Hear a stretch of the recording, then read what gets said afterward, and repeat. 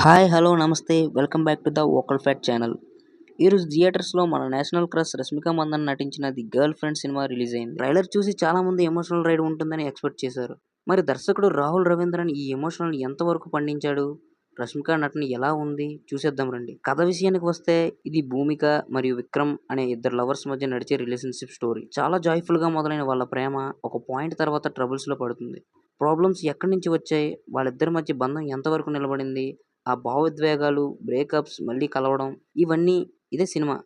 ఇది యువతకు చాలా కనెక్ట్ అయ్యే పాయింట్‌తో నడుస్తుంది. కథ సింపుల్‌గా ఉన్నా ప్రెజెంటేషన్ మాత్రం చాలా కొత్తగా ఉంది. హీరోయిన్ రష్మిక మందన్న ఈ సినిమాలో జీవించేసిందని చెప్పాలి. ముఖ్యంగా ఎమోషనల్ సీన్స్, తన నటన అద్భుతం. తన కెరీర్‌లో బెస్ట్ పెర్ఫార్మన్స్ ఇచ్చిందంటే ఆశ్చర్యపోవాల్సిన పనే లేదు. హీరో దీక్షిత్ శెట్టి చాలా న్యాచురల్‌గా నటించాడు. తన పాత్రలో వచ్చే మార్పులను బాగా చూపించాడు.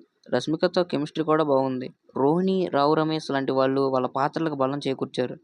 కొన్ని గుర్తుండిపోయే సీన్‌లు వాళ్ళవే. Music and BGM. మ్యూజిక్ ఈ సినిమాకి పెద్ద ప్లస్ పాయింట్. పాటలు చాలా బాగున్నాయి. బ్యాక్‌గ్రౌండ్ మ్యూజిక్ అయితే గుండెకు హత్తుకునేలా ఉంది.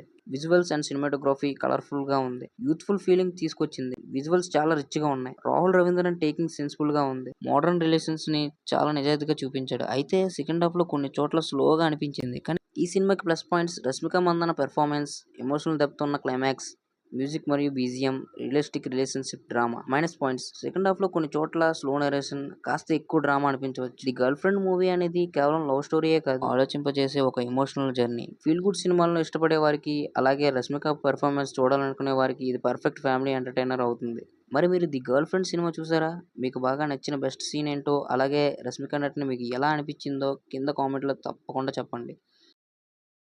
ఈ రివ్యూ మీకు నచ్చితే లైక్ చేసి మీ ఫ్రెండ్స్‌కి షేర్ చేయండి. ఇలాంటి మరిన్ని లేటెస్ట్ రివ్యూస్ కోసం మన ఛానెల్‌ని సబ్స్క్రైబ్ చేసుకోవడం మర్చిపోకండి.